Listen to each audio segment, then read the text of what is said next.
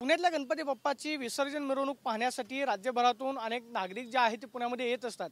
पुण्यातली विसर्जन मिरवणूक म्हटलं की आपल्याला जय तशी तयारी पाहायला मिळते। यंदा पुणे महानगरपालिकेकडून आपण पाहतोय की मुळा-मुठा नदीच्या पात्रामध्ये बोटी ज्या आहेत त्या तैनात करण्यात आलेल्या आहेत। जवळपास आपण पाहतो की पुणे महानगरपालिकेच्या विसर्जन घाटाजवळ या 3 बोटी तैनात केलेल्या आहेत आणि या बोटीच्या माध्यमातून या मुळा-मुठा नदीच्या पात्रामध्ये आपण पाहतोय की संपूर्ण देखरेख जी आहे ती पाण्यामध्ये ठेवली जाणार आहे। अनेकांचा आग्रह असतो की वाहत्या पाण्यामध्येच गणपती बाप्पाचं विसर्जन जे आहे ते नदी पात्रामध्ये करावं। मुळा-मुठा नदीच्या पात्रामध्ये विसर्जनासाठी खडकवासला धरणातून जवळपास 2000 क्युसेक वेगाने पाणी जे आहे ते सोडलेलं आहे। मात्र नदी पात्रामध्ये कोणताही अनुचित प्रकार घडणार नाही यासाठी जवळपास 3 बोटी ज्या आहेत त्या तैनात केलेल्या आहेत। दुसऱ्या बाजूला आपण पाहतो की घाटावरती तयारी आपल्याला पाहायला मिळते। जीवरक्षक दलाचे कार्यकर्ते असतील ते सुद्धा या ठिकाणी तैनात करण्यात आलेले आहेत आणि बोटी ज्या आहेत आपण पाहतो की किनाऱ्याला बांधून ठेवलेला पाहायला मिळतात।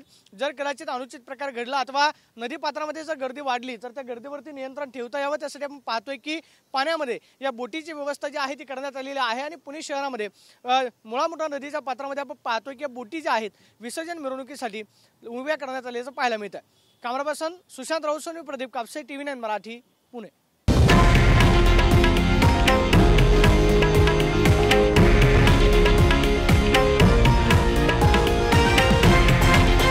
हे आहे देशातील नंबर 1 न्यूज नेटवर्क आणि आपण पाहत आहात TV9 मराठी, एकमेव।